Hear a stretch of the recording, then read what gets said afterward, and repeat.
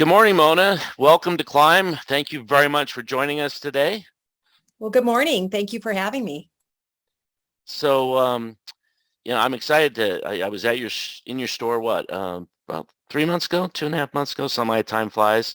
And I'm excited to talk a lot about the things that we talked about and I learned and you learned while I was there. I'm going to start, I'm going to kind of follow a presentation I just did. I just got back from Lisa Faust's Pharmacy Profit Summit in Dallas. Mhm. And I'll tell you what, for those that want to learn how to improve the profitability and just overall vibe in your pharmacy and just make it a place to come, a destination. I think people need to add this the Pharmacy Profit Summit to the list of conferences they attend. I was really impressed. It's the second year, and we were there last year, but this year I actually presented. And my presentation this year, I entitled it "Fun with the Front End." And so I'm going to take us kind of down that path today, kind of just follow along the kind of what my presentation was, because I think the front end is a lot of fun. And as you know, I actually showed some pictures of your pharmacy as part of my presentation. We're going to do that in a couple different places here today. We'll show some pictures as well. But why did I call it Fun with the Front End? Yeah, because it's the place. I mean, the front end of your business is where you control the products and services. You control the appearance. You control the merchandising, the pricing. You have complete control over the image that you're trying to create for your pharmacy. And I think you've done a tremendous job of that. So let's talk a little bit about that image and what you're doing, at Duran Central. Sure. What would you like to know? Well, I think where we can start is I think that's for a lot of people, that's they go and they become a pharmacist, they open a store, and they don't really have a firm idea of what it is the image that they're trying to create. And I don't think there's a one size fits all. We have, pharmacies I visit are apothecary. I've been in hundreds of pharmacies across the United States, and I'm sure you probably have too over the years.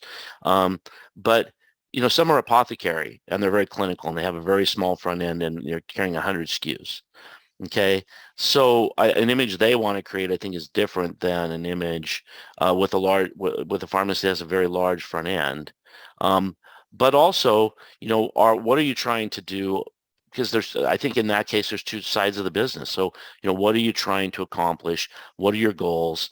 And so, to me, that image could be very clinical. It could be. I think it always has to be very professional. But, is there an area of focus? Are you focusing in certain areas and then making sure that when you're focusing in those areas that what people see when they walk into your building doesn't disconnect from what those areas you're trying to focus, I guess was what I'm suggesting. So, Right. So, we're a full service pharmacy. And so I really want to highlight everything, but I think it's really important when you walk into a business that you want to stay in there, right? You don't want to, oh, I'm just going to pick up my prescriptions and bolt out of there. It needs to be a welcoming atmosphere. It needs to be clean. It needs to be organized. I think music is important. And it doesn't, not the top 40 and, or some sort of blaring country and Western or something. It's got to be a pleasant atmosphere where people want to linger. At least in my pharmacy, I want people to linger. I want them to look around. I want them to ask questions. I want everything to be interesting. We are a destination in my city. We just won an award for that. I want people to linger by, ask questions. I want them to be inquisitive about their health as well. So it's not just the front end per se, but I want to have interesting, healthy choices that they can find in my pharmacy. Okay. Well, that leads me. So in my presentation, I talked about two things: um, visual merchandising, Mhm. um, and then I also talked about how visual merchandising impacts the neuroscience behind how people shop. And when I talk about the neuroscience, and this is really the study of what causes people's behaviors. When it comes to shopping, it turns out people are absolutely not rational shoppers. Um, and one of the studies that I found the most interesting was that unconscious thought drives up to 80% of consumer purchase behavior. So when people come in to your pharmacy, they don't even know why they're attracted to things, but their subconscious mind is going, this is very appealing to me. And that's where the visual merchandising comes in. And I really like your comment about the music, because really what you're trying to create is an ambiance. And that sounds really weird for a pharmacy, right? I mean, it sounds like, yeah, if I'm going to eat at a restaurant, ambiance is important. But it really turns out that it's important, period, in shopping.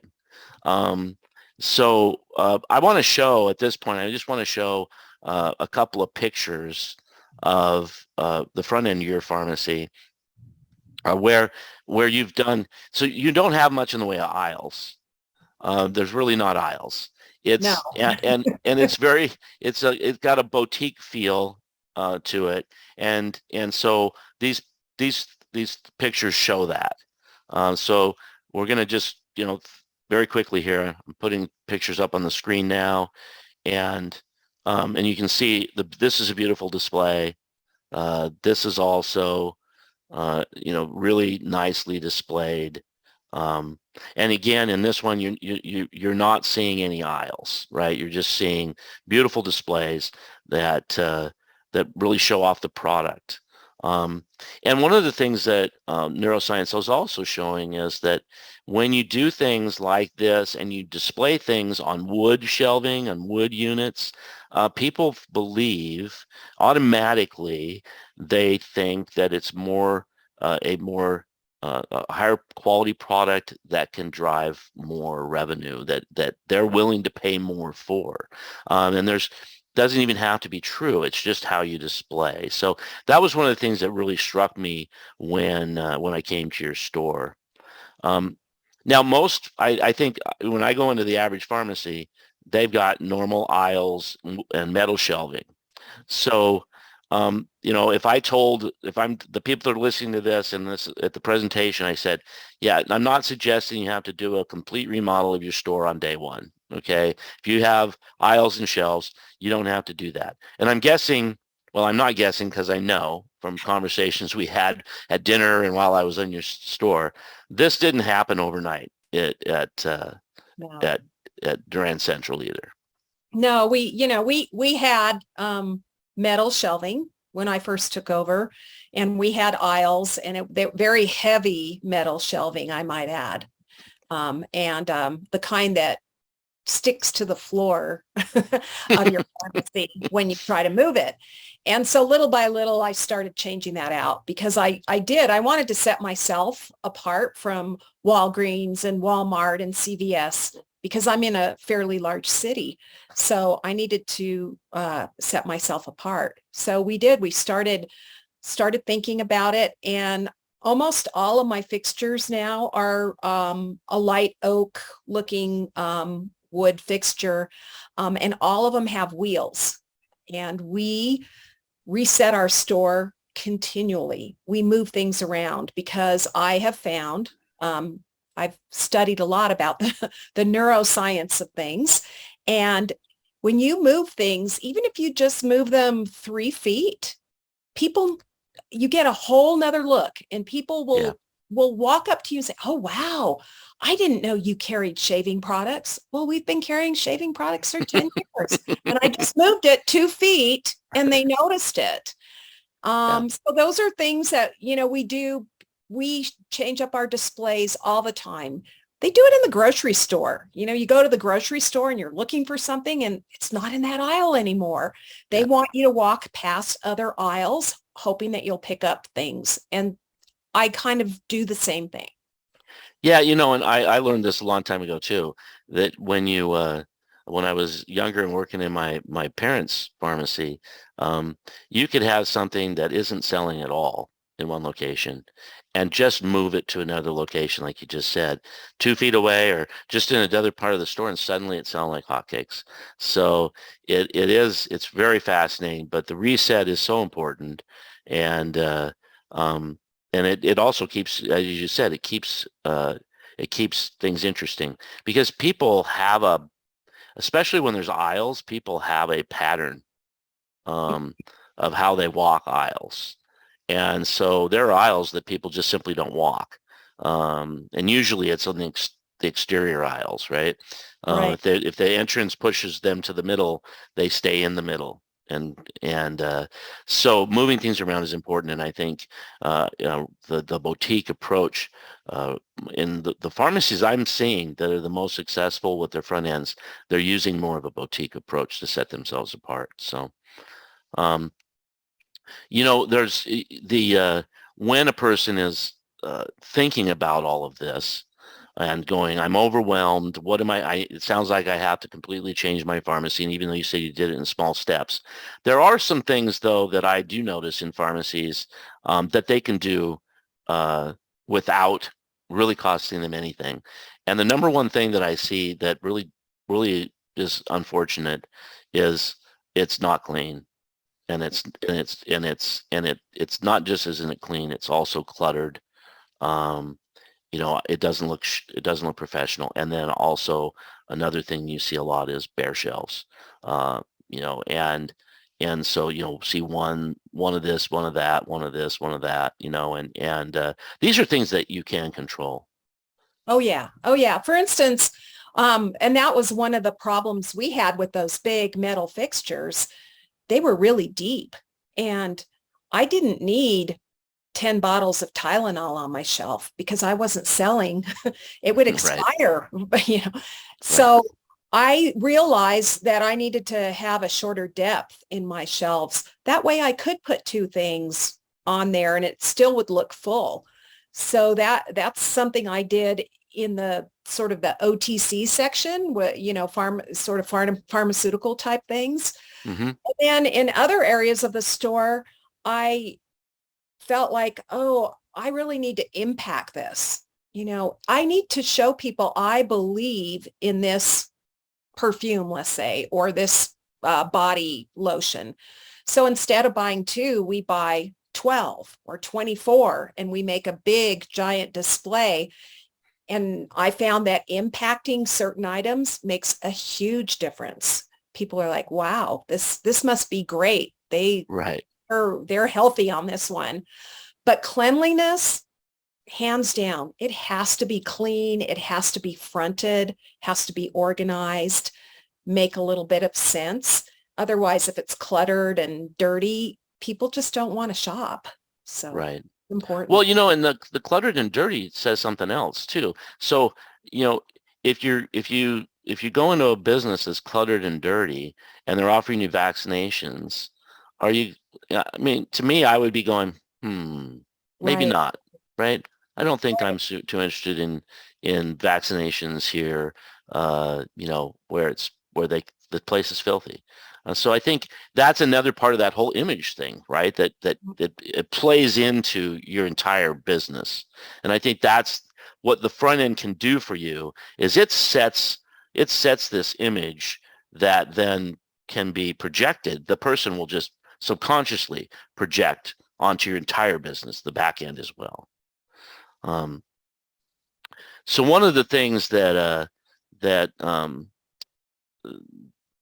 I talked about in that presentation when I mentioned visual merchandising, and I just want to, this is a quote, visual merchandising helps create customer value by making the shopper journey efficient, unique, and memorable. And that's what people are drawn to. And that's what you mentioned. You're in Albuquerque, New Mexico. That's a relatively large city, and you're a destination. Um, and so, let's talk a little bit about how you created that destination, and it didn't happen overnight, I imagine. No, I put a lot of thought. I know we needed to brand ourselves. So we worked with a branding company.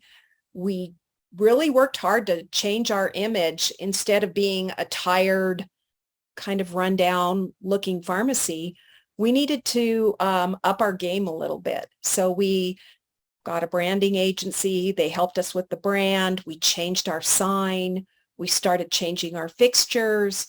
We redid our website. Well, actually, when I first took over, we didn't have a website, but we got a website and we've since restructured it. We were continually changing. And we do it all the time. We have walkthroughs through the pharmacy, thinking about, well, maybe this needs to be moved. Maybe the expensive things need to be front and center instead of down on the bottom shelf. So many times people put expensive products on the bottom just because they're big, which doesn't make sense. I want expensive things staring them right in the face. Right. Yeah. There's perceived value. I don't want to be a dollar store. I can't compete with the dollar store, and I have no interest in that.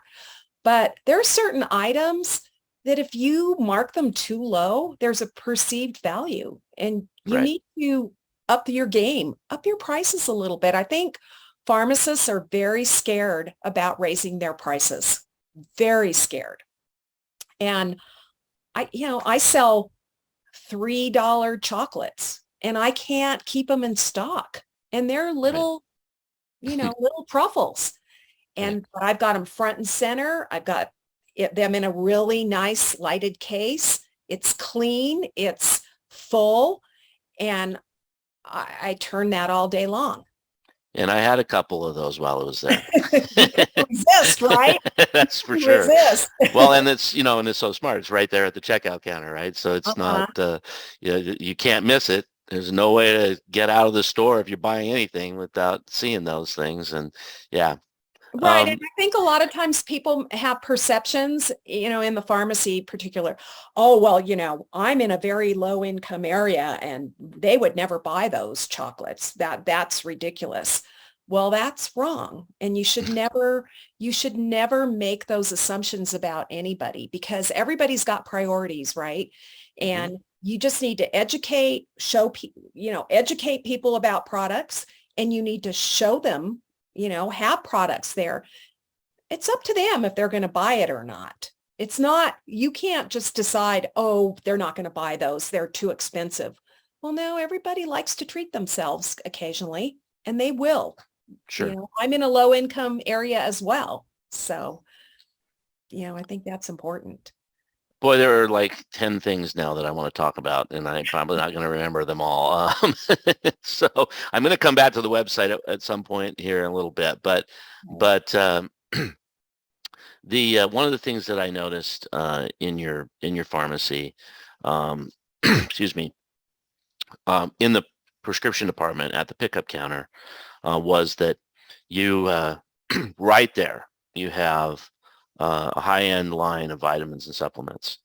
And this is, there's a number of points here that I want to talk about, because we've talked in many of these Climb events, we've talked about lots of different clinical services, but we've spent a lot of time talking about drug-induced nutrient depletion and the recommendations for that.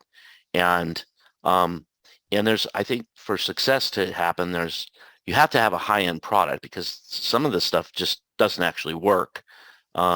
So if you're selling the low-end product, it's, you're hurting your credibility. But the thing I hear from so many people that you just addressed is, well, I'm in a low-income area, and they'll never buy this higher-end product. But again, you're making an assumption that you really shouldn't make.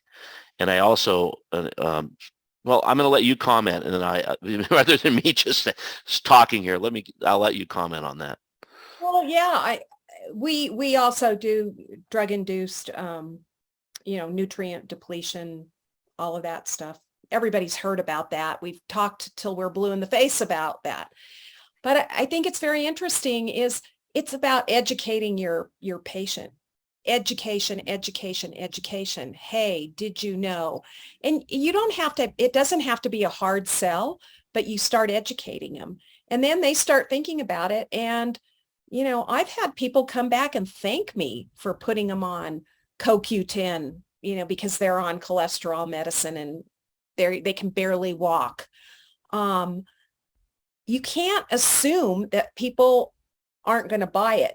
If you educate, they will buy it. I've got plenty of people that buy high-end supplements that are low income people, but apparently their priorities are their health, or at least at the moment, maybe they're hurting enough that they would rather spend their money on some high-end supplements, maybe rather than, junk food. I don't know. Sure.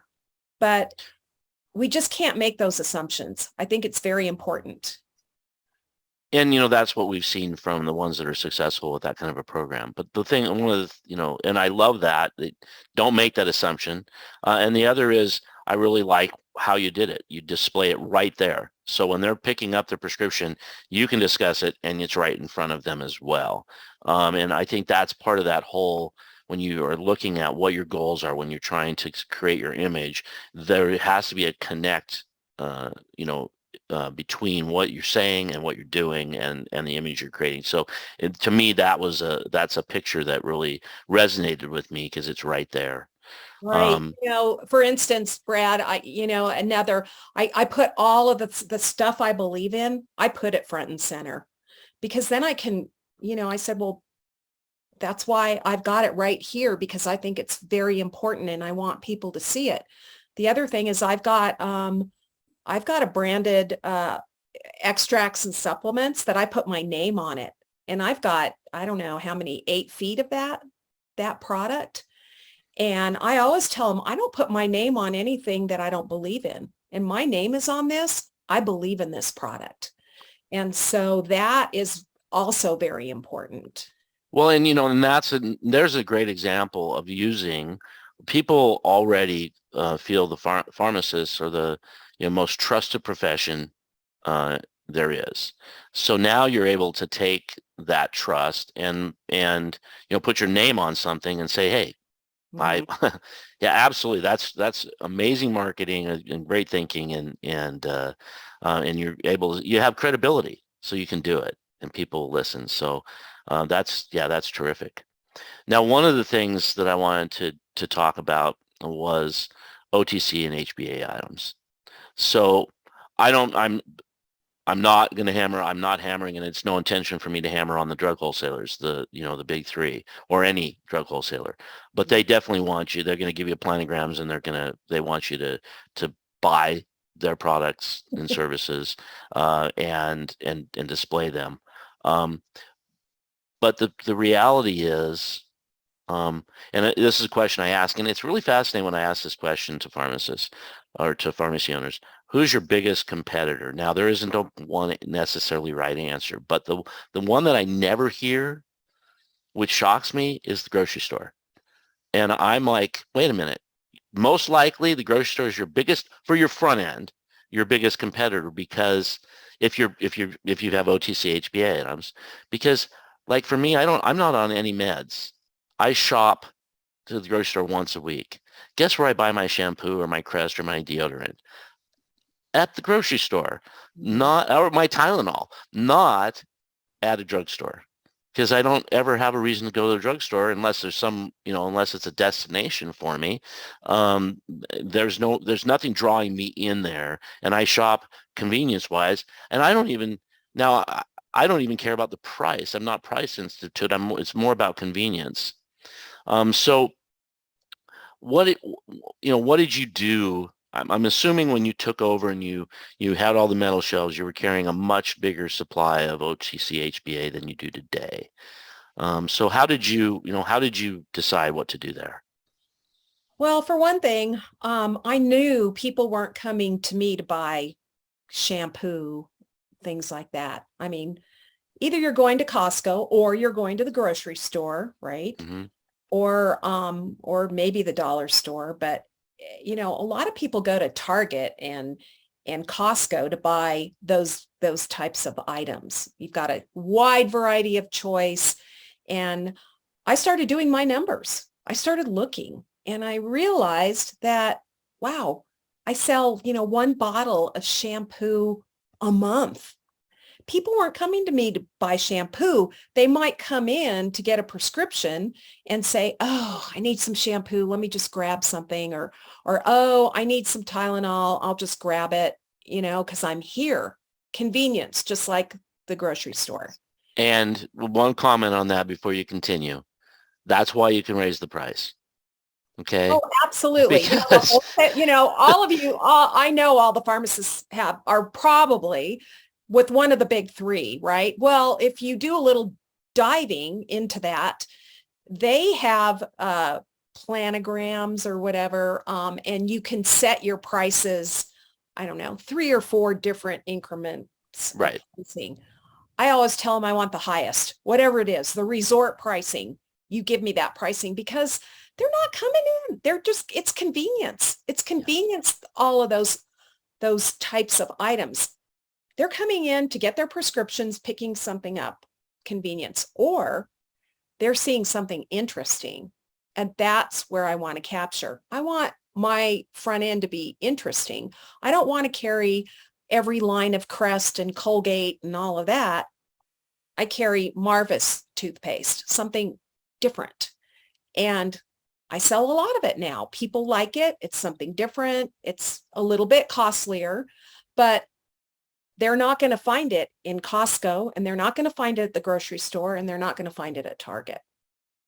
So I started doing my numbers, and I started realizing, oh, I do not need, I don't know how many feet. I had a lot of feet of my wholesalers' items, and I had a lot of holes because they don't always have it.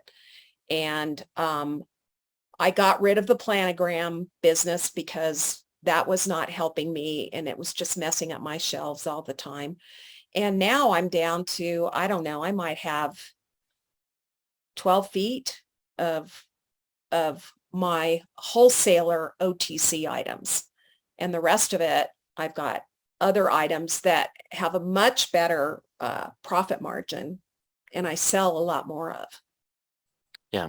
And the thing that is important there is that you were looking at numbers, right? And we're going to get to that in just a moment. And yeah, because probably have to wrap this up here in a little bit too, but I can't keep you all day, and I could talk about this forever, but the numbers are so important, and we will get to those in a moment. So many people are making decisions that aren't based on numbers, and the whole planogram program with the wholesalers, I'm almost always see pharmacies who just have too much OTC, too much HBA, and they're not looking at the numbers. So we're going to delve into that in just a moment. Before we move on to the numbers, I wanted to talk a little bit, just briefly. You mentioned earlier, at the very, very beginning, you mentioned how it's important that when a person comes in, they feel a warm, welcoming environment. And, I referred to that in my presentation as part of the ambiance. The ambiance is certainly how the exterior of the building looks, how the parking lot looks, how the interior of the building looks, how it's merchandised, all of these things, so it's clean and or cluttered, and all those things play a factor. But then, but also when they come in, how is your staff treating them? How what's that? How does your staff look? What's their appearance? Are they professional? Do they're wearing a shirt with their name on it, or at least a badge, name badge, a smock? What are they doing? What does your pharmacy staff look like? Those are all part of it. The music's part of it. But the most important part of it is how they're treated. And we all know it can get very chaotic behind the counter. So the goal is, of course, not to have that chaos come out to the customer.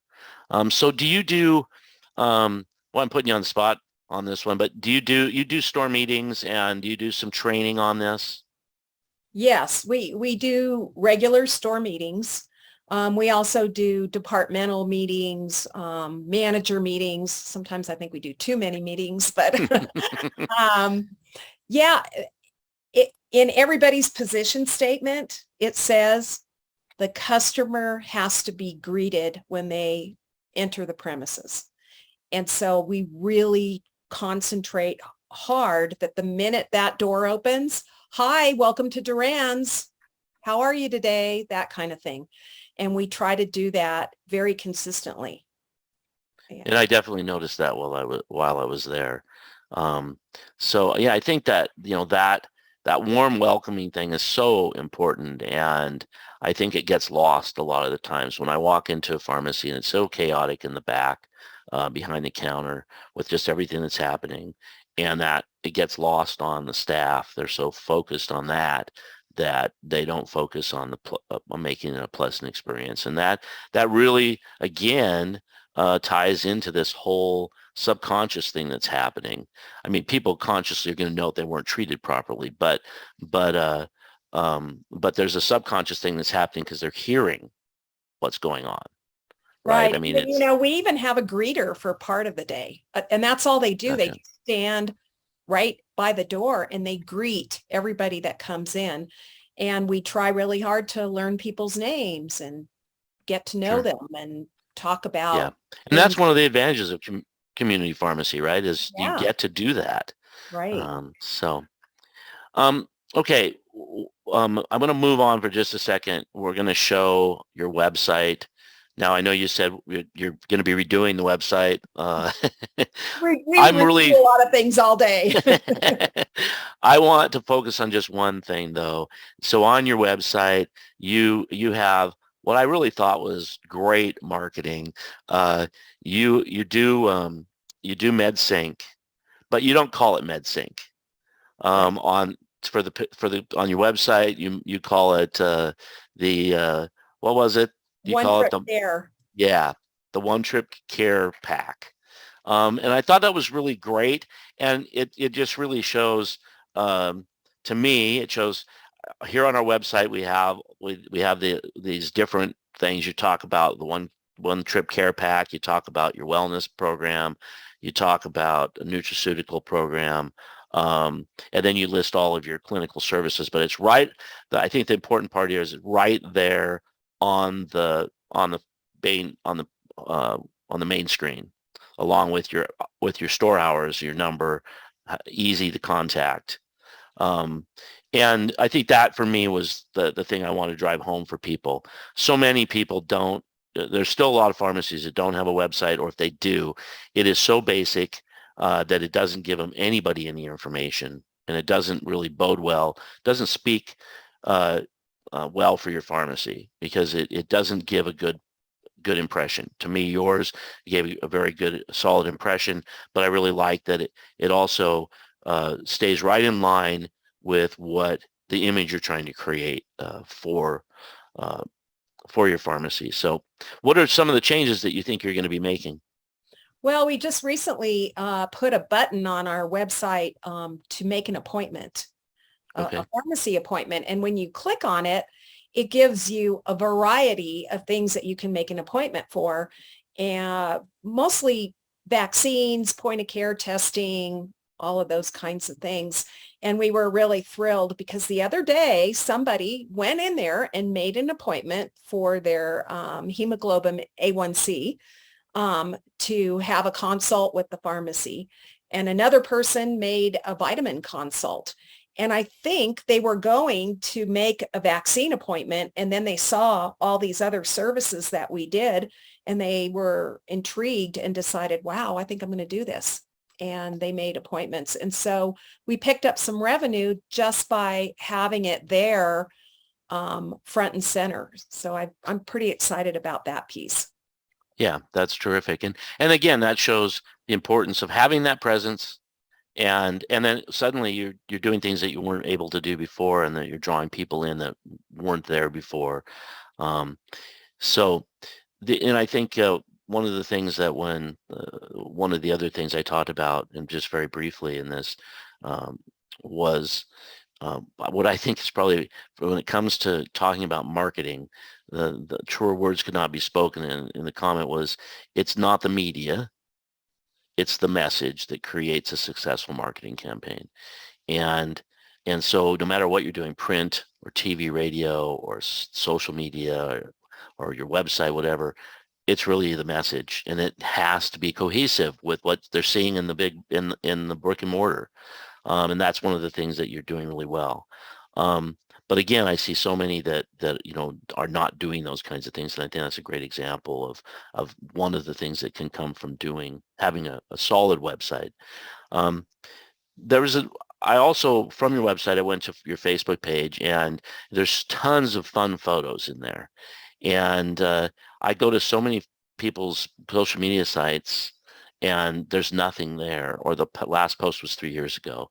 So I'm just going to say to people, if you're going to have the site, use the site. Otherwise, don't have the site, because it does not bode well for you for somebody to go to your Facebook page and see that the last post was in 2018. Right. And it's social. Remember, it's social media. Right. They're Right. not going there to read a bunch of words about nutraceuticals. They want to see somebody, in a mask, taking their vitamins, or, something silly and fun. Right. And that's a great point. It's really, you're not trying to sell here. You're trying to entertain on social media. And the businesses that are successful with it are entertaining with it. And whether that's video, whether that's pictures, but it's so much more than words. And that's, I think, especially a lot of you have young people on your staff. You may not. I know if I talk to my dad about talk to me about social media, I don't do it. It's not my thing. But when you have young people who are doing it all the time, they're a great resource to give you ideas and tell and even ask them to do it for you. So I think that's that's a great resource potentially for a pharmacy. Okay, we've got to get to some numbers real quick. Because these are so important, and all of the things that you've done over the course of the last however many years, and you're continuing to do it. I mean, I know you told me you made a change when we talked on the phone the other day. You told me, well, we already made a change from what you saw. We got rid of, well, you tell everybody what you did, what you got rid of, or what you've changed, and then we'll talk about the numbers. Okay. Well, I focus on what I call real estate. So when I see all that inventory on the shelves, I see dollar signs. I don't see merchandise, I see dollar signs. And so I'm continually doing numbers. I look at my numbers every day. They're emailed to me. I look down to the very penny what I've sold and what areas I've sold higher in or less in. And I started looking and crunching them, and we had a whole space that we used for hosiery and compression fitting. And we do it by appointment, and we fit them with compression hosiery. It's, high priced items, but we had this whole space dedicated to it. And so I started looking at it, and so I started crunching numbers. And I saw that my 1-foot spinner that sells stickers was making more money a month than the big hosiery room that was, I don't know how many feet of chair and a desk and a computer and all that. And I started crunching numbers, and I said, okay, this is done. We are doing this by appointment. We're going to do it in the other little consulting room that we have. We're getting rid of this hosiery room, and we are blowing this up with merchandise that's going to sell, because this is dead space. And so we took it out. That's terrific. And I'll tell you what, I'm a numbers guy myself. So I ask a question, and I did in the presentation. I asked this question, I say, what is your best performing department in your front end? And I don't make them tell me, but I just say, now imagine what that is. And I say, I bet there's a number of you here in this room that don't know the answer to that. You go, I don't know. But the ones that do, for the ones that you think the answer to that question, I have a follow-up question. How are you defining best performing? Because I didn't define that for you. So how are you defining it? And what I find is that the majority of people define it, they're thinking of it as what's contributing to the most to the bottom line, so their gross margin. And the reason that they do that is because that's the easiest number for them, because most independent pharmacies are not monitoring their inventory levels down to the item level. They're not putting their on-hand quantities in.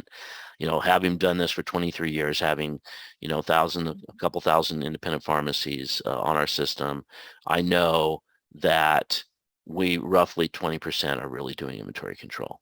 So 80% of them have no idea what their inventory levels are. And so they only can really go by gross margin. But when you, like you, and our top performing stores know all of those numbers. And you can then go to something called gross profit return on investment, and you can see the real picture, because that number shows you for every dollar that you've invested in inventory, what's your return on that dollar. So I am going to show 3 slides right now real quickly, and just the first one is the gross margin slide, and it shows these are real numbers from one of our pharmacies, not yours, but one of our pharmacies from about 13 months ago. And when you sort by gross margin, OTC is the number 1 performing department, then HBA, then gifts, and DME, and then seasonal. So that's how they have 5 departments on their front end. When you change that and you add inventory turns to the mix, which is the slide we're going to now. So now seasonal, which was your worst performing department, becomes your number 1 performing department. It's turning 6.4 times a year. DME becomes your number 2 at 5.4 times a year. OTC dropped to number 4 at only 1 times a year. And your gifts, well, dismal. You're not even turning it once a year, 0.9 times a year. So now, what does that say? Well, what it doesn't say is you need to get rid of gifts department, but just says you're way overstocked, right? And because you look at these same reports. Now, but even that isn't the most important number. So I'm going to go to the final slide. And in this case, this is sorted by the gross margin or gross profit return on investment. And so DME actually becomes your best performing department. Now, turns, just backing up, inventory turns in the chain pharmacy market is the national average is about 3.5 turns for the front end. That's still not, I don't think that's great, but it's certainly better than what that store is performing. Gross profit return on investment for the chains is 2.7. So that means for every dollar they have in inventory, they're getting $2.70 in return over the course of the year. In this example here, the DME was at 4.49. So that's a really good number. The HBA is doing really well. Seasonal's doing fine, but OTC and gifts are really underperforming. And so this is how you make decisions based on numbers. Mm-hmm. And I want to report one thing. This pharmacy, now they run this report for the last 12 months. For the last 12 months, they run that report every month.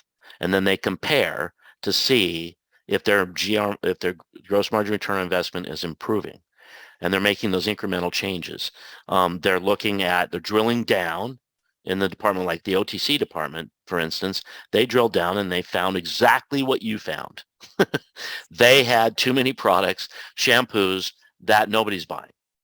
And by simply taking a different approach, getting rid of the planograms and selecting the items that they do sell, reducing the different options, and raising the prices, they're making a lot more money.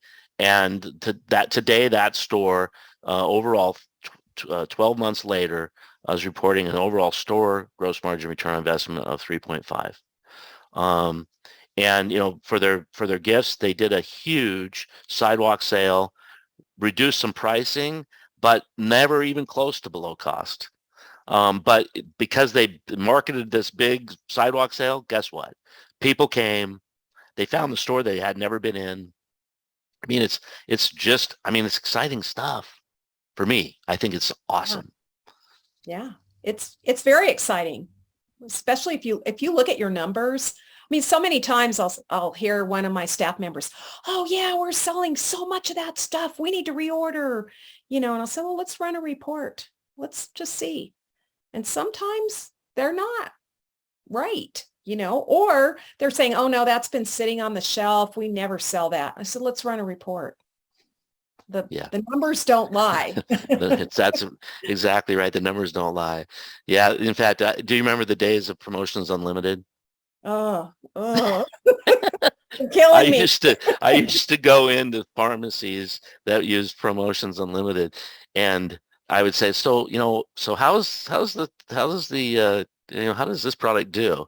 And so, well, we get tons of it every time. It just sells out like hotcakes. I said, okay, so I'm looking at the sticker, and for those that know Promotions Unlimited, the sticker could tell you the year and the date that what promotion it was on.